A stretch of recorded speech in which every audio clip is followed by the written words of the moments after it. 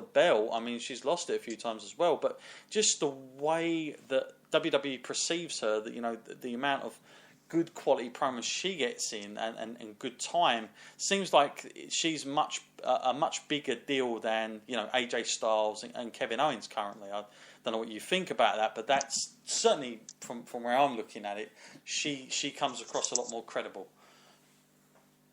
Yeah, I mean, I've got to agree with that as well, because it's an amazing kind of streak, isn't it? The amount of matches that she's won. She's won, like, what is it, 11 now or 12, something like that? Yeah, I think she's on that run. Pay-per-view. That's a great achievement, like, in your first kind of debut year. And her matches have all been given that sort of top quality style treatment, and they've all been treated like huge matches. And every time, like, they go out there and produce something like they did with the Hell in a Cell, it's always something new, and they're striving to achieve new ground. But with AJ, I never doubted in my mind that he deserved to be a champion in every company that he's been to. But it's just almost expected of him, and they expect you to know what AJ is capable of, and they're not going to really try and further him. Sure. They just and like it was with Dean Ambrose as well. They didn't really progress him. They just sort of thought, oh, the crowd is with this guy. Let's just give the belt to him, see what he can achieve. But they never really tried to give him anything to actually help himself. They didn't really put him in any top quality storylines or anything. No, and like I say, I think the best bits at the moment are going to those guys that are coming back here and there. They're not, they're just not giving enough for, the mid-card guys currently. I'm saying they're mid-card. I mean, really they're not. They are heavyweight champions, and, they're in main event positions on brand-only stuff. But, when you get to these shows that are together, all of a sudden, neither of those champions are headlining the pay-per-view. It's not them doing it, which does speak a lot of volumes to me. Matt, just to sort of make a closing statement on this, I want to talk about, one of the guys they did try and work it with. And, there is an argument to be made that, Roman Reigns, okay, for everything that he hasn't come off with, I can't argue that WWE have given Roman Reigns the rub enough times. Like, he's gone over more than what he's lost a lot of the times. He's been involved in the more sort of, out there feuds. They've tried to do everything they can. It's just been a case of the fans sort of spitting him out. In other words, it's they have tried everything they can, and normally, Matt, that sort of that sort of formula works for WWE. They find a good-looking kid. He's young. He's from the Rock's family. He's from the Shield. They're really hip. And then it just all fell apart. I don't want to go through the whole thing because I think everybody is sick and tired of that now. But here's my argument. How come he's getting the cheesy liners, the one-liners from these guys that are writing backstage, and yet I can watch Goldberg go out and kill a promo because he can be a little bit more edgy, whereas Roman is coming across as a kind of cheese ball and, goofy and obnoxious, and nobody really wants to. I mean, what was that ridiculous liner he used? Succotax or something? Oh my goodness. Yeah, that's the best of the cat, wasn't it? Damn, I mean, whoever wrote that for him, jeez, they, you want to help the guy or bury him, who's helping who here? And I feel like, well, if this is WWE's model going forward, everybody's in trouble, because when you talk about, okay, you've got to get the rub first and foremost. That's important. But how difficult really is it, Matt, to be liked by the fans when you see a guy like James Ellsworth who, come out of nowhere? He's not exactly got any rub, but everybody's loving him. Everybody's accepting him. How is that working, Matt? And is it just a case of the fans? Are the fans the problem? I guess I'm trying to hint at here. I think it's like very different depending on who it is you're talking about. I think James Ellsworth and Roman Reigns are quite obviously very different in the character they want to get across. We do talk about Roman Reigns a lot, I guess, but he's definitely suffering heavily from the PG era. They definitely have a vision of the future of Roman that they want. They probably want him to take over the mantle of John Cena as the top face in the company, and to do that, I guess you've got to be liked by the children. So you've got to be a good role model. You have to actually be a sort of a superhero kind of figure. And I guess they're still heavily ploughing forwards with that.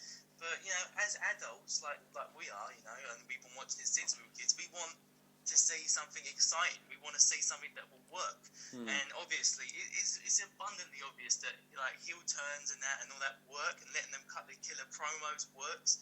But I just think they're too worried about legacy. Worried about what he will be in the future, when they should just live in the moment. Because right now they can really do with that. Sometimes you wonder about their ratings. Is it as good as it should be? Could they boost them through the roof? If they lived in the moment, I think they could. But they just always look into the future. Yeah, well, can't argue with that. Here's one thing, just to close on poor old Roman Reigns, is that wouldn't it have been amazing, Matt, if when all this was going wrong for him and he was going into WrestleMania this year, wouldn't it have been something if he'd have started beating people in 2 minutes? Bang, bang, done. Bang, bang, done. Bang, bang, done. You could have done it so many times on Raw, and this guy could have just been, you wouldn't have had to have seen all these weak spots because he wouldn't have been doing 2 lengthy matches. It would have just been all impact moves, and he would have been a lot younger, more for the future. They could have basically, what I'm trying to hint at is, rather than having to fork out a lot of money to bring Goldberg back, who, I don't mind seeing him for a one-off match. I get that. But rather than that, how about it be Roman Reigns gets to the level where we see him against Brock and he's gone on this incredible streak of his own, where he's doing these sort of amazing 2-minute squash matches, and he's doing the spear and all the rest of it, and we're not seeing Roman, we're not doing the chance of Roman sleeping because he's not, we're not going to show his weak points off. I mean, they protected Goldberg so well. I don't understand why they couldn't see all the flaws of Roman Reigns and have just built him. I mean, if there's anything we learned from the Shield, Matt, Roman Reigns was the guy that got the hot tag, come in, beat the guys up, and that was his job. He was not the workhorse of the group. So you'd think you would protect and keep all his best, in one place, and you don't expose his weak spots. I think since they've put him in matches against Daniel Bryan and all this, it has shown him up to such a huge degree. And, I know it's easy to look back on and look in hindsight, why didn't they do that? But, I shouldn't, it's WWE themselves, what I'm trying to say is WWE at one time would have got that right. Man, if they'd have done that with him a long time ago, I think we might be looking at Roman very differently now. Yeah, when we look at him, we always see missed opportunities, don't we? First and foremost, the breakup was too soon, and then when you look at him on his single run, they tried to force it too fast. I think it's all about pacing, and they got it all completely wrong. They went in the opposite direction to what everyone would have wanted, just trying to get the instant sort of hit instantly, but it wasn't actually never going to come if they were going to try and force it down people's throats. And that whole Royal Rumble fiasco, a year too late, the year before, man, people would have probably accepted it. But it's always been the case of really, really poor timing with the guy. And it's kind of a shame when you think about it, because right now he could have been at the top of the company, and for so many reasons, just always been held back from that. Yes, we are where we are. I mean, I just feel at the moment this is the era of the mid-carders. That's my opinion on it, because, WWE are really going back on their word somewhat with bringing all these guys back. But, listen, Vince is obviously, when it comes to Goldberg at the moment, he's, rather than looking at the next 3 years, he's pretty much looking at the next, 4 or 5 months towards WrestleMania at the moment, and it's a short-term thing with Goldberg. There's no doubt about it, and they have to be careful how they do this. Matt, there is every likelihood that not only will Goldberg be in the Rumble, but Brock Lesnar will be in it as well, and therefore another altercation. Goodness knows what happens there. And then that could lead to, I suppose, a WrestleMania match. How many of these we want to see, I don't know. I think a lot of fans have had enough. But if they do go for that WrestleMania match, Matt, is that then when we look back and we say, oh, it all made sense because Brock got the win back? I wouldn't be too against that. I wouldn't mind seeing Brock get one back on Goldberg because 2-0 is a little bit disheartening for the guy because he's been so much of a dominant force. Just to have someone come in and take that from him and him not be able to reclaim it back is kind of it really damages his character. It really puts a weakener on him because I'm pretty sure Brock's going to be around a lot longer than Goldberg, so they should be looking to the future of Brock, trying to protect that because we said it for ages saying who would be the right guy to get the rub from Brock, and it was, from my mind, it surely wasn't Goldberg. It should have been someone younger, and surely there's still people that are younger on their card and people who can actually become the next top star. I'm not even talking about Roman Reigns now. They can just leave that in the back burner and just decide what to do that or whatever. But there's people still coming through the ranks, even on NXT. What an incredible kind of jump up just to actually have the opportunity to fight Brock. You don't even need to beat him in a sense if you just get that big match from him. But if they keep damaging Brock like this, having him lose in under a couple of minutes, then it's going to be a real problem for the future. Yes, that's the problem. One thing I will say, when I did watch that match back, Matt, it looked like Brock Lesnar sold really well. I mean, he sold like he was definitely into what was going to happen. It wasn't like a begrudgingly type thing where I've seen him stiffen up sometimes with guys like Roman or Randy and Dean.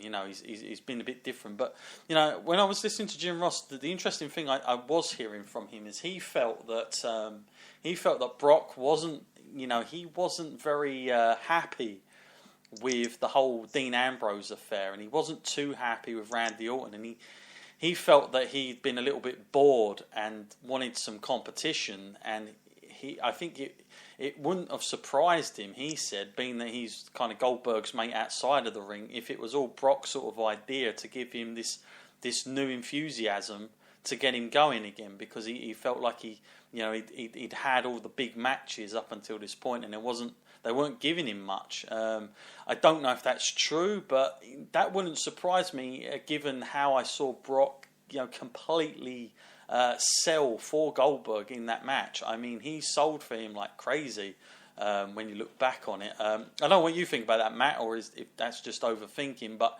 Brock's enthusiasm for opponents maybe did play a part into having Goldberg do this, because Brock, let's put it this way, Brock doesn't just let anybody do this. It's like The Undertaker. There's very few guys that he's going to let have their way with him. Yeah, no, I've got to agree with that. I mean, if Brock don't want to work a certain match, there's not much they're going to do about that, is there? Yeah. At the end of the day, Brock is in a pretty powerful position, and WWE can consider themselves quite lucky to have him, because he can just walk into any company or even cross promotions like the UFC and just have it his way, just because he is a huge draw. So you've got to do your best to try and keep people like that happy. So I got to assume he was on board with Goldberg on this whole kind of thing that happened. But it's still a mystery, isn't it? Until we get the final payoff, we're all going to be left here just wondering with what ifs. But if it all pans, if we get to WrestleMania and then nothing's happened, I'll be in despair of this whole situation. Yeah, it's kind of one of those things now where I feel like it's got to go. I want to see that third match just so that Brock can get a win back, and there's some sense, which is not always the best thing. But at the moment, what else can you do with Brock? I mean, who else is ready for Brock? They haven't done enough to make anybody credible to beat the guy. That's the other problem. So maybe if Brock was thinking he was out of enthusiasm, maybe he was right to call up Goldberg and get him in this and get him on a good paycheck as well. I have no idea, but yeah, interesting times to come. on that one. I just think with those two guys around, it really makes